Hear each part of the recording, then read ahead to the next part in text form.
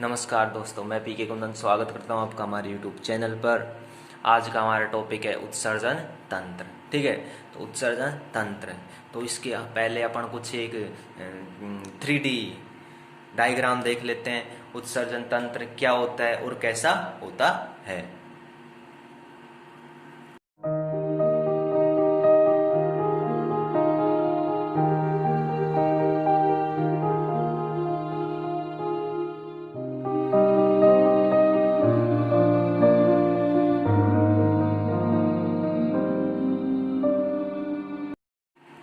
तो अपन ने अभी अभी देखा डायग्राम में किडनी, बोमन, संपुट, नेफ्रॉन, ये सारे इनके बारे में अपन ने देख लिया। ठीक है, अब अपन स्टार्ट करते हैं उत्सर्जन तंत्र क्या है।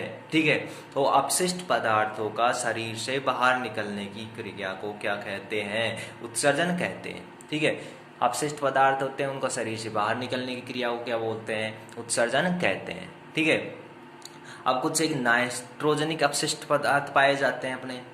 कौन कौन से नाइट्रोजन अपशिष्ट पदार्थ पाए जाते हैं? इसमें पाए जाते हैं अमोनिया, यूरिया और यूरिक एसिड। ठीक है, अमोनिया, यूरिया और यूरिक एसिड, ये क्या है? नाइट्रोजनिक अपशिष्ट है। ठीक है, अमोनिया का उत्सर्जन, अमोनिया उत्सर्ग प्रक्रिया द्वारा संपन्न होता है। अमोनिया, ठीक है, इसका उत्सर्जन कैसे होता है? अमोनिया उत्सर्ग प्रक्रिया द्वारा संपन्न होता है। ठीक है, और ये किस किस में होता है? अनेक अस्थिर मछलियों और उभयचर जीव जंतुओं में। ठीक है, अमोनिया का उत्सर्जन किसमें होता है? अस्थिर मछलियों और उभयचर जीव जंतुओं में होता है। ठीक है, उसके बाद में होता है क्या? यूरिया का उत्सर्जन। क्या होता है? यूरिया का उत्सर्जन। तो यूरिया उत्सर्जन स्तनधारी समुद्री मछलियां, किस किस में होता है ये यूरिया का उत्सर्जन? स्तनधारी समुद्री मछलियों में। ठीक है, इसके बाद में क्या आता है? Uric acid. क्या आता है? Uric acid. तो यूरिक एसिड का उत्सर्जन कहाँ पे होता है? पक्षियों, सरीसृप, कीटों आदि में अमोनिया का यूरिक एसिड में परिवर्तन कर यूरिक निर्माण किया जाता है। देखो, पक्षियों में, सरीसृपों और कीटों आदि में अमोनिया का यूरिक एसिड में क्या कर दिया जाता है? परिवर्तित या चेंज कर दिया जाता है। ठीक है, अब अपन क्या करेंगे? ह्यूमन एक्सक्रीटरी सिस्टम के बारे में अपन बात करेंगे। मानव उत्सर्जन तंत्र। ठीक है, तो मानव उत्सर्जन तंत्र पहले अपन कुछ समझ लेते हैं 3D पिक्चर के साथ में। ठीक है, तो अपन बात करे थे उत्सर्जन तंत्र के बारे में, ह्यूमन एक्सक्रीटरी सिस्टम यानी मानव उत्सर्जन तंत्र के बारे में। ठीक है, उपापचय क्रियाओं के फलस्वरूप निर्मित नाइट्रोजन युक्त अपशिष्ट पदार्थों का बाहर त्यागना क्या कहलाता है? उत्सर्जन कहलाता है। ठीक है, उपापचय क्रिया होती है शरीर के अंदर, उसके फलस्वरूप निर्मित नाइट्रोजन युक्त अपशिष्ट पदार्थ होते हैं, उनको बाहर त्यागना क्या कहलाता है? उत्सर्जन कहलाता है। अब उत्सर्जक अंगों का सामूहिक रूप से उत्सर्जन तंत्र कहते हैं। उत्सर्जक अंग होते हैं, उत्सर्जन क्रिया में जो अंग भाग लेते हैं, ठीक है, उनको सामूहिक रूप से क्या बोलते हैं? उनको सामूहिक रूप से उत्सर्जन तंत्र कहते हैं। ठीक है, जैसे किडनी रही, यूरेटा है, किडनी, मूत्रवाहिनी, मूत्राशय, मूत्रमार्ग, जो भी है, ये क्या है? सब उत्सर्जन तंत्र। इनको सामूहिक रूप से क्या बोलेंगे? उत्सर्जन तंत्र बोलेंगे। ठीक है, तो इनमें सबसे पहले क्या आती है? सबसे पहले अपन इन सब के बारे में थोड़ा थोड़ा पढ़ेंगे, है ना। तो सबसे पहले क्या आएंगे? किडनी या वक्र। ठीक है, किडनी या वक्र। मनुष्य में एक जोड़ी वक्र पाई जाती है, यानी ह्यूमन में 1 पेयर किडनी पाई जाती है, एक जोड़ी क्या पाई जाती है? किडनी पाई जाती है। ठीक है, ये क्या होती है? ये उदर में कशेरुकदंड के दोनों ओर स्थित होती है। ठीक है, या ये मानव का शरीर में उदर होता है, ठीक है, उसमें कशेरुकदंड के दोनों ओर क्या होती है? ये स्थित होती है। ठीक है, और इनका आकार कैसा होता है? इनका आकार सेम के बीज के जैसा होता है। कैसा होता है? सेम के बीज के समान होता है। ठीक है, तो पॉइंट लिख लो कि वृक्क या किडनी का आकार कैसा होता है? सेम के बीज के जैसा होता है। कैसा होता है? सेम के बीज के जैसा होता है। ठीक है, किडनी है जो क्या एक जोड़ी पाई जाती है। ठीक है, और इसका आकार कैसा होता है? इसका आकार होता है कैसा होता है? सेम के बीज की जैसा होता है। ठीक है, और यह शरीर से करीब 75 से 80% तरल अपशिष्ट पदार्थ को क्या करता है? बाहर निकालता है। जो बॉडी के अंदर जो तरल अपशिष्ट पदार्थ होता है 75 से 80% तरल अपशिष्ट पदार्थों को क्या करता है? ये बाहर निकालता है। ठीक है, इसके बाद में क्या आ जाता है? इसके बाद में आ जाता है क्या? मूत्र वाहिनी। क्या आ जाता है? मूत्र वाहिनी। ठीक है, ये किडनी से निकलकर मूत्राशय तक ले जाने का कार्य क्या है? मूत्र वाहिनी नलियां होती है। ठीक है, ये किडनी से मूत्र को ले जाने का कार्य करती है। ठीक है, और ये कहां तक ले जाती है? ये मूत्राशय तक ले जाने का कार्य करती है। ठीक है, इसकी भित्ति में क्रमानुकुंचन पाया जाता है। ठीक है, जो इसकी भित्तियां होती है मूत्र वाहिनी की, इनमें क्रमानुकुंचन पाया जाता है। मीन्स क्रमानुकुंचन सिकुड़ने और फैलने की क्या होती है? इसके अंदर क्षमता होती है। ठीक है, ये अपनी इच्छा के अनुसार सिकुड़ भी सकती है और क्या हो सकती है? फैल भी सकती है। ठीक है, और इसी कारण इसमें क्रमानुकुंचन पाया जाता है। इसी क्रमानुकुंचन के कारण मूत्र आगे की ओर बढ़ता है। ठीक है, जो मूत्र होता है वो किडनी से कहां पे? मूत्राशय तक ले जाने का कार्य करती है। कौन करती है? मूत्र वाहिनियां करती है। ठीक है, और ये मूत्र वाहिनियां क्या करती है? इनमें क्रमानुकुंचन का गुण पाया जाता है। ठीक है, क्रमानुकुंचन का गुण पाया जाता है, जिसके फलस्वरूप क्या होता है कि मूत्र होता है वो आसानी से आगे की ओर बढ़ता है। ठीक है, इसके बाद बाद क्या बात करेंगे? मूत्राशय। इसके बाद में क्या पॉइंट आता है? मूत्राशय है।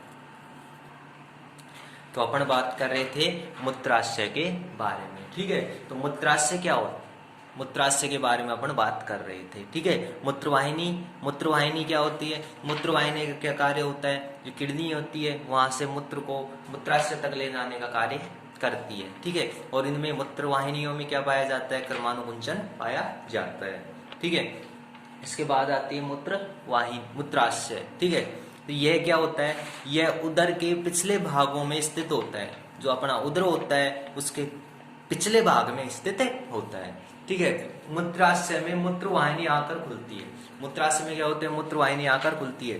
ठीक है, इसमें मूत्र का संग्रहित किया जाता है। इसमें क्या होता है? स्टोरेज होता है, यूरिया का स्टोरेज होता है।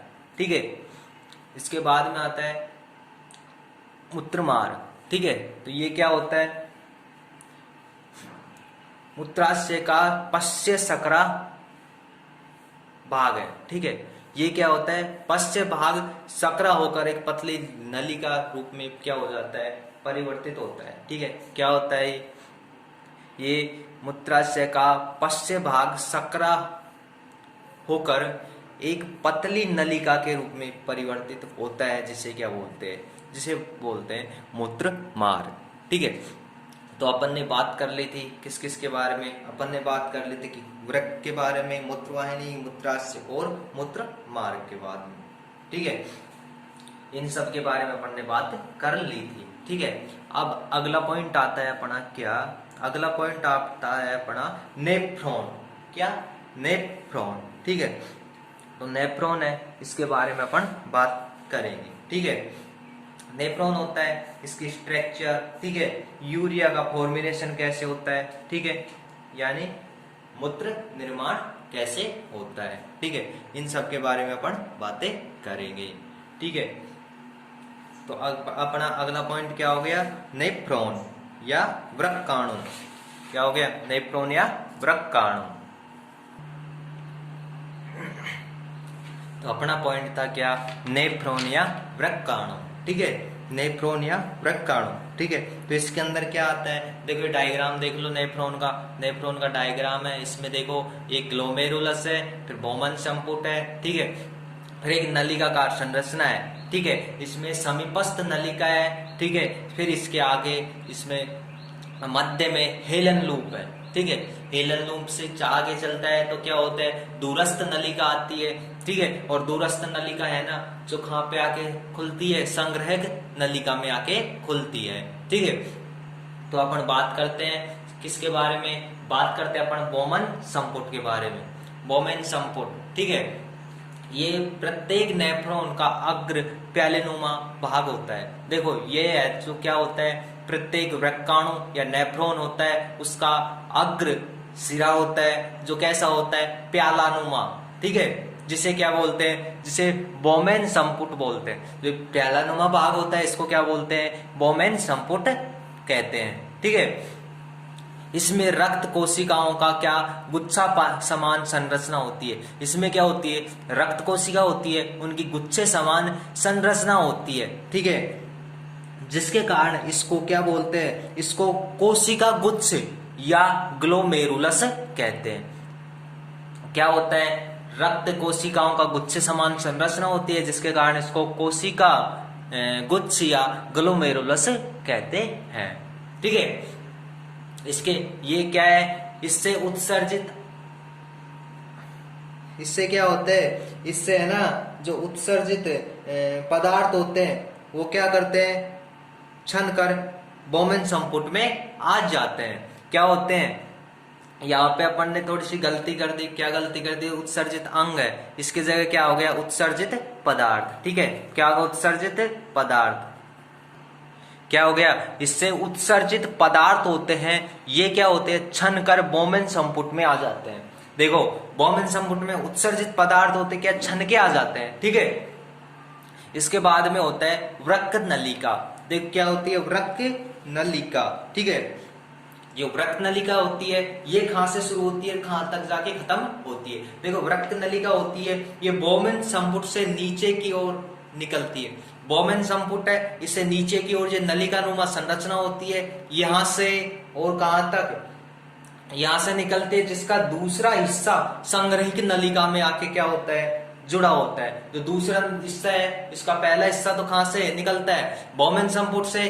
ठीक है, इसका पहला हिस्सा तो बोमेन संपुट के नीचे से निकलता है और दूसरा हिस्सा कहां पे जाके जुड़ता है, संग्रहक नलिका में जाके जुड़ता है। ठीक है, जो इसके मध्य वाला भाग होता है, देखो ये मध्य वाला भाग है। ठीक है, ये क्या कहलाता है, हेलन लूप कहलाता है। क्या कहलाता है, ये कहलाता है हेलन लूप कहलाता है। और इसमें पुनः अवशोषण की क्रिया क्या होती है, संपन्न होती है। इसके अंदर क्या होती है, हेलन लूप के अंदर पुनः अवशोषण की क्या होती है, प्रक्रिया संपन्न होती है। ठीक है, अपन ने नेफ्रॉन के बारे में पढ़ लिया। इसमें क्या होता है, बोमेन संपुट होते हैं। ठीक है, उसके बाद में बोमेन संपुट होता है जो प्यालेनुमा आकार का होता है। ठीक है, इसके अंदर क्या पाए जाते हैं, इसके अंदर रक्त कोशिकाओं का गुच्छा पाया जाता है। ठीक है, जिसे क्या बोलते हैं, ग्लोमेरुलस या कोशिका गुच्छ कहते हैं। ठीक है, इसके बाद में अपन ने पढ़ लिया था वृक्क नलिका के बारे में। वृक्क नलिका कहां से स्टार्ट होती है, वृक्क नलिका बोमेन संपुट के निचले वाले भाग से स्टार्ट होती है और कहां पे, संग्रहित नलिका में। दूसरा भाग, इसका पहला भाग तो बोमेन संपुट के नीचे वाला से स्टार्ट होता है, दूसरा का संग्रहित नलिका में जाके जुड़ता है। ठीक है, अब इसके बाद में अपन क्या पढ़ेंगे, इसके बाद में फॉर्मेशन ऑफ यूरिया, मूत्र निर्माण। ठीक है, तो अपन अगला पॉइंट क्या होगा अपना, मूत्र निर्माण। अगला पॉइंट अपन अगली वीडियो में देखेंगे, कौन सा, मूत्र निर्माण।